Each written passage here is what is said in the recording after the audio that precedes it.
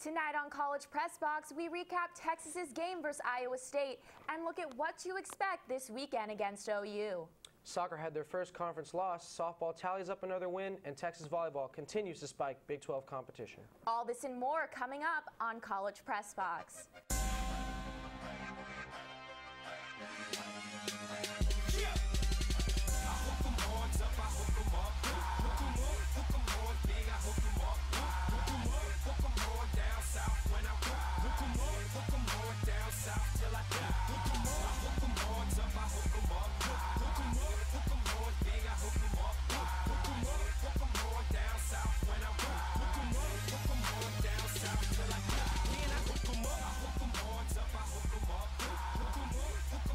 Good evening and welcome to College Pressbox. I'm your host, Lauren Barish, and with me tonight is Quinton Bodwin.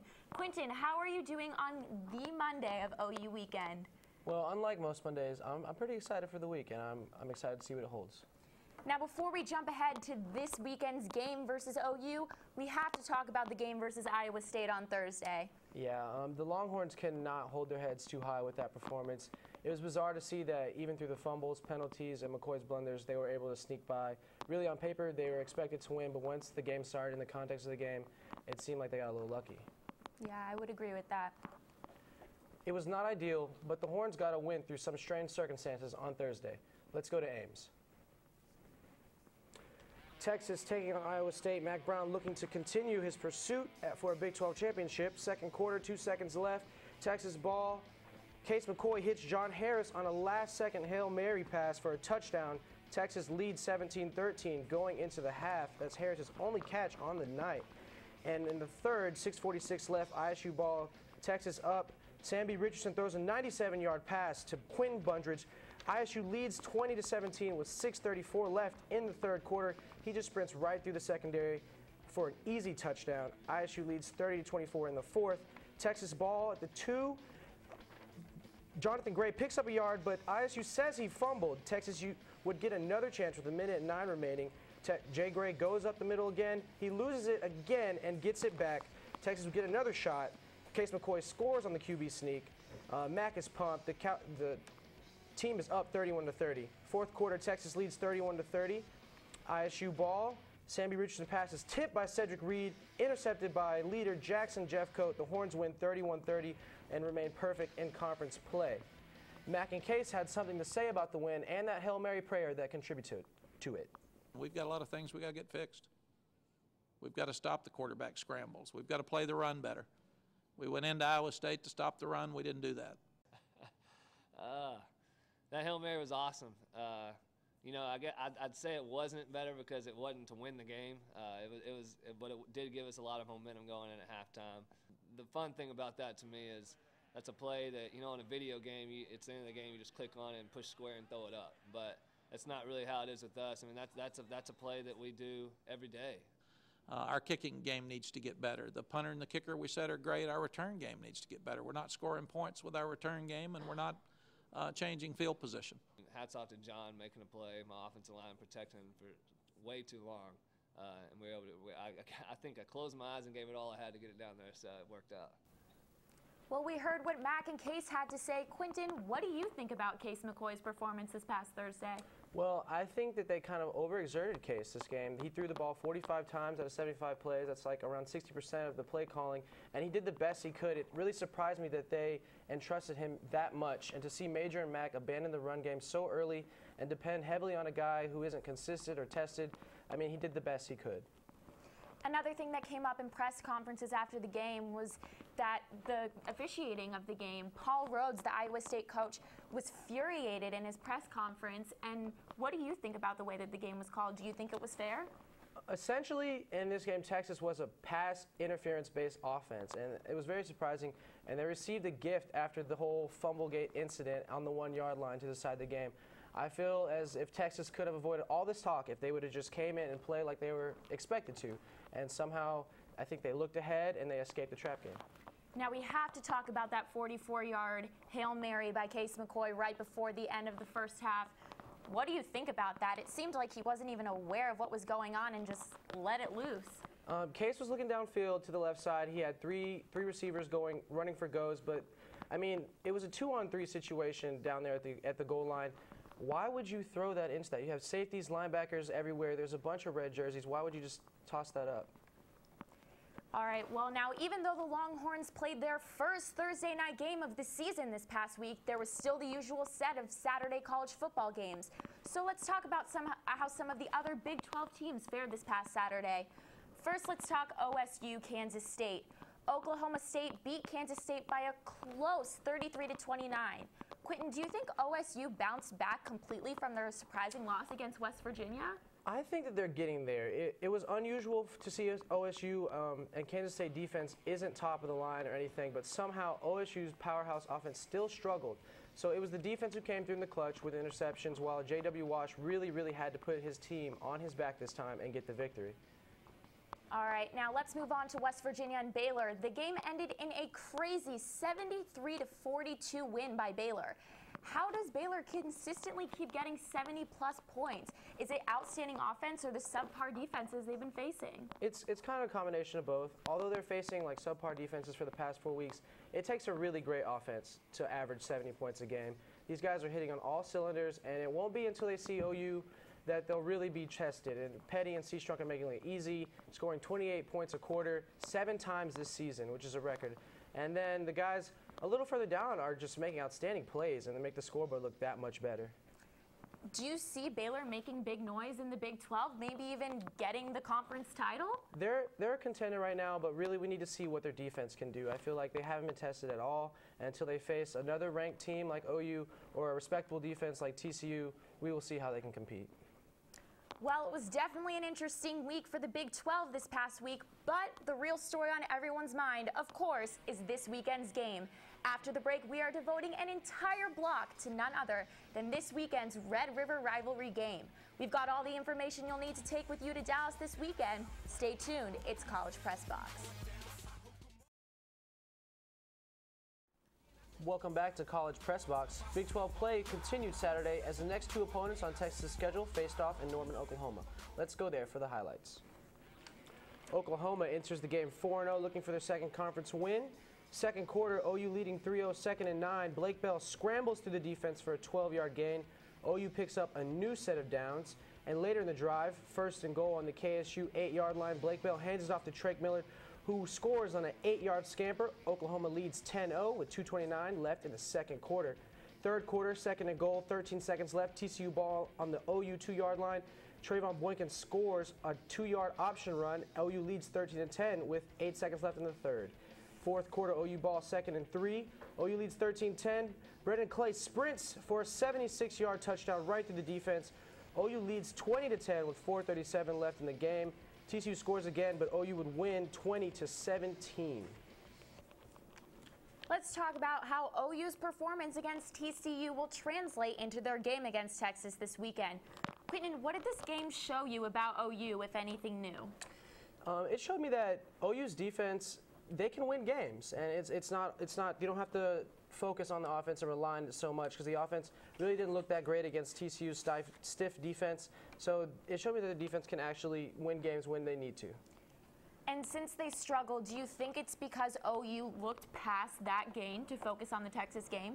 Well, essentially, both teams enter trap games before they enter the Red River weekend. It's tough for both, but TCU is a tested team, and so is OU. And even though they might have looked ahead, they still won the game. So. And what did the Iowa State game say to you about the Horns as they go into the game this weekend? It kind of showed me that Texas really isn't ready. You can't struggle against ISU and go into this giant game with a sense of confidence about you, because according to last year, it's not going to be pretty. And so, I mean, this is essentially the same OU team. They lost a few key people, but Texas, they really got to step it up. All right, and Case McCoy is starting again for Texas. David Ash won't even make the trip down to Norman.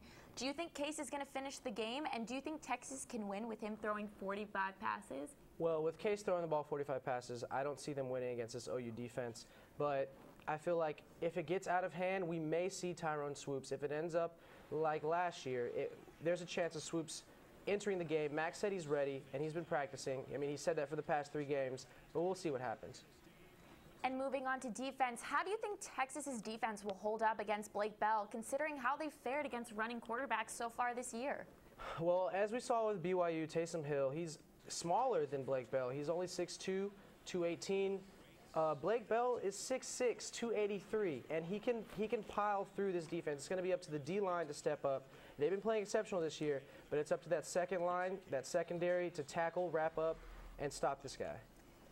And any last thoughts about the game? What do the Horns need to do to stay in this game? I feel like there's a couple keys that the Longhorns need to stick to. They need to employ the backfield, need to run the football, wear this defense down. You can't throw the ball 60% of the time against OU.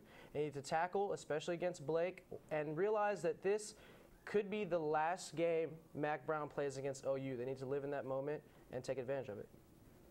Let's see what Mack Brown had to say earlier today about this weekend's matchup between Texas and OU. It's really more about us right now and getting things fixed than it is about OU for us this weekend. We've got to play better.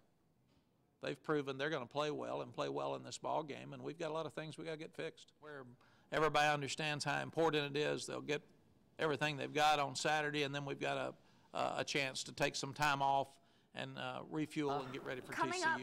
Coming up, we'll tell you all about the ladies on the 40 acres. That's right, we've got soccer, softball, and volleyball coming up after the break. And later on the show, we'll see how the Longhorn football players are feeling about the upcoming OU game. Stay tuned, it's College Press Box. Welcome back to College Press Box. It's time to talk about the national championship Texas volleyball team. This past Wednesday, the number 4 ranked Texas volleyball team picked up a 3-1 road win against the Baylor Bears. Junior All-American Haley Eckerman recorded her 3rd double-double with a match-high 15 kills to accompany 12 digs. Senior Bailey Webster added 11 kills to the win, while sophomore Molly McCage and freshman Chiaka Obagu each set season highs with 10 kills apiece. The Longhorns took the first 2 sets, but fell to the Bears in the 3rd set, 23-25. But the Horns shook it right off and came back to win the 4th set, 25-19. The Longhorns and the Bears have met a total of 74 times, with Texas dominating the all-time series 72-2. Texas is now 9-2 on the year and 3-0 in Big 12 play. The Longhorns went on to face the LSU Tigers Saturday afternoon in Baton Rouge. After a slow start in the first set, a 10-3 run allowed them to sail to an easy 25-12 Game 1 victory. In the second set, down 9-13, Eckerman and Bailey Webster spearheaded a 6-1 run, and the Horns were able to snag a 2-0 lead in the match. Set 3 belonged to the Horns, and behind Haley Eckerman's match-high 15 kills, along with 21 digs from Sarah Palmer, they eclipsed the Tigers for a 3-0 match victory. Big 12 action resumes Wednesday as the Longhorns host the Texas Tech Red Raiders at Gregory Gym. Unfortunately, the Texas soccer team did not have as much luck as the volleyball team last Friday. The Horns fell 2-1 against number 15 West Virginia on the road in Morgantown. The Mountaineers led 2-0 early in the second half after a pair of goals from Francis Silva.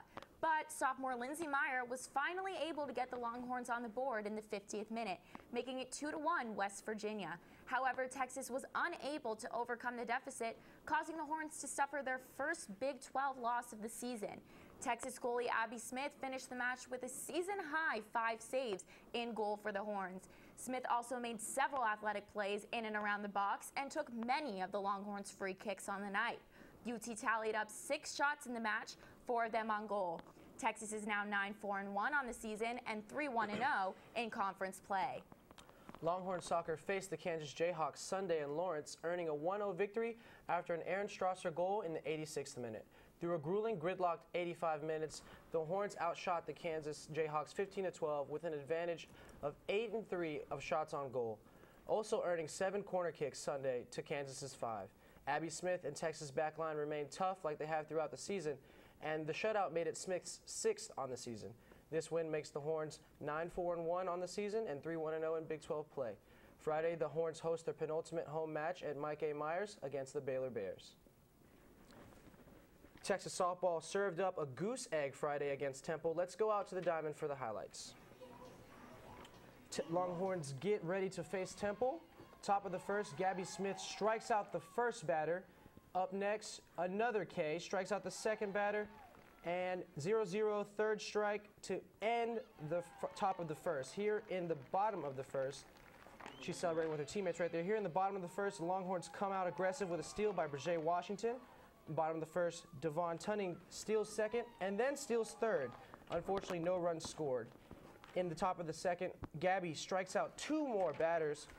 And in the bottom of the second, Gabby with a hit right up the middle, signals her team with a hook 'em horns, and they go scoreless, 0-0 after the second. Bottom of the third, Holly Kern gets the first big hit of the night, a double that scores two. Texas leads 2-0.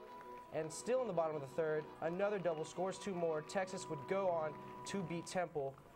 College Press Box's Arden Pullick has more on the Texas win. Texas softball team is back in last season's mindset after defeating Temple 6-0 this past Friday. Sophomore Holly Kern talks about her performance and the team overall after the win. It was good to get some at-bats under my belt and for all the freshmen too to just kind of work some different defenses. And I particularly felt really pleased with my performance. It'll be exciting. We have two freshmen, and then there's me and Gabby's our oldest, she's a junior. And we're all just kind of competing within, and we're going to try to work as a staff this year. It'll be interesting to see how it plays out, who's pitching what games, but I'm very pleased with the other three pitchers right now, and I think we can all work good together this year. With a dominating win against Temple, the Longhorn team right now seems confident. With the seniors and juniors stepping up into their leadership roles, this young team thinks that they have enough experience and talent to go face into the NCAA playoffs and even the World Series as the regular season approaches.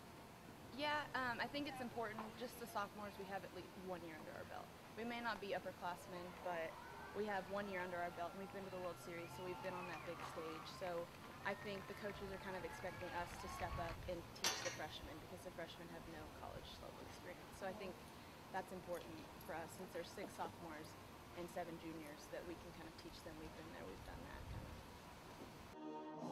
Leadership, guidance, and talent is what Holly thinks will take them back into the NCAA tournament this season. Julian Owens, College Press Box. After the break, we'll talk about this past week for men's and women's tennis, former Longhorn Jordan Spieth, and we'll see what Matt Brown sees for the future of Texas sports, given the recent development with DeLost Dodds. We'll be right back. It's College Press Box.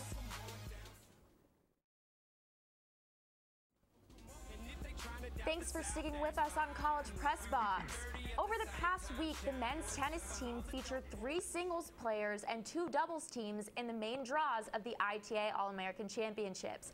After reaching the quarterfinals with 6 consecutive wins at the tournament, George Goldoff was eliminated from the main singles draw on Saturday. He was the 7th Longhorn to advance to the ITA All-American Championship quarterfinals and the first to do so since 1998. Goldoff also earned himself an automatic bid to the USTA ITA National Indoor Championships in New York on November 7th. Juniors Lloyd Glasspool and Soren Hess-Olesen finished the tournament as doubles consolation finalists on Sunday. The Longhorns returned to the court for the USTA ITA Texas Regional Championships held in Waco, Texas from October 19th to the 22nd.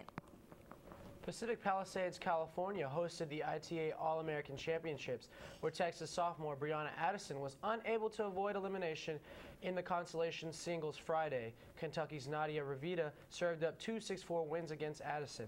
The ITA Championship is the first of 3 for Texas this year, and fall tourney play continues October 17th at the ITA Regional Championships in Fort Worth. While the Texas women's tennis team enjoyed sunny California, this past weekend, former Longhorn Jordan Spieth endured the rain in Dublin, Ohio as a member of the American team in the President's Cup. The rain was not enough to stop the Americans, who won the 10th ever matchup against the Internationals at Muirfield Village Golf Club. Spieth teamed up with the President's Cup veteran Steve Stricker to win both their Thursday and Friday matches. But the rest of the weekend brought challenges for Spieth. Spieth lost his Saturday match and his Sunday single match against Canadian Graham Dillette. Fred Couples won his 3rd title as a USA captain when Tiger Woods 2-putted on the final green. The next President's Cup will be played in 2015 in South Korea. By the time the next President's Cup rolls around, DeLoss Dodds will no longer be the athletic director at the University of Texas. Mack Brown spoke about the future of Texas athletics at his weekly press conference. To me, he's done the best job of any athletic director in the country. Number one, to stay here 32 years is amazing. But look at what he's done. The facilities he's built, the amount of money he's made, the number of championships he's been able to lead as an athletic director to win. I'm excited that he'll be here and that he'll be here to help hire the new guy and that he'll be here to help mentor the new guy, because whoever's coming in now, those are big shoes to fill. So somebody's going to have a load. This week in Longhorn sports, Monday and Tuesday, men's golf at Jerry Pay Intercollegiate. Wednesday, volleyball versus Texas Tech at 6 p.m. and the Texas OU Torchlight Parade starts at 8. Thursday, softball versus St. Edwards at 7 p.m. And on Friday, women's swimming versus Rice at 4 p.m., along with soccer versus Baylor at 7 p.m. Saturday, football versus Oklahoma, 11 a.m. on ABC, while volleyball takes on Kansas at 6:30 p.m. And Thursday, women's golf in the Betsy Rawls Longhorn Invitational. Looking ahead to the game on Saturday versus OU, some players reflected on the past couple years against OU at the Mac Monday press conference today. I don't know if you can really put into words how frustrating it's been, because I think you get recruited and you get sold on this game. And this is why a lot of us came here to play in this game. It's the reason you come to Texas, to play in a rivalry game like this. Magnitude of the game is crazy, A lot of people don't ever get to experience anything like this in their life, and we're some of the guys that do, and we got to take advantage of it. It's like a bowl game. Millions of people watching. It's a huge game. One of the best rivalries in the world. It's my last shot to play OU, and winning is a must. You got to do it for the seniors and the underclassmen. So for me, it's a revenge game for me, So, that's how I look at the game. And it's a game we haven't won in the past 3 years, and so we're a little pissed off about how we played and that we need to play. And we know we need to play better. We haven't played well in the past couple of years against OU. They've been what we've expected them to be, a good opponent, and we haven't been able to come out and show the same. It's such a big game. We don't want to go out like the last 2 years. We want to go out and fight and just show everybody that we're a good team. We can execute in high pressure situations and then go on and finish the season after that. We're gonna come out and play angry. We still have that 63 points in the back of our head. We're gonna, as a defense, we're gonna come out and play angry. As a whole team, we are. We know what's in stake for this game. We know that they're a great team. We know this rivalry has a lot of tradition to it. And we're going to come out and play angry, and I'm going to demand that the team comes out and play angry.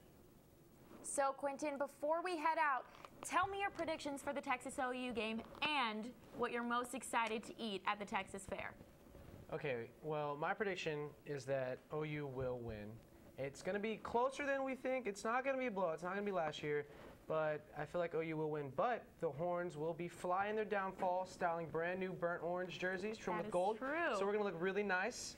But as far as food goes, I'm really ready to eat some funnel cakes and turkey legs, and that's going to be great. All the powdered sugar on top, I'm really excited. Well, I hope you enjoy that powdered sugar. That's all the time we have for tonight. Thanks for tuning into College Pressbox. You can follow us on Twitter at College Pressbox and catch us every Monday night on TSTV at 9:30. For some of the best sports debate on the 40 acres, tune into College Crossfire on Wednesday nights at 9:30. And you can follow them as well on Twitter at College Xfire. For everyone in the studio and in Master Control, and for my analyst Quentin Bodwin, I'm Lauren Barish. Good night, everyone.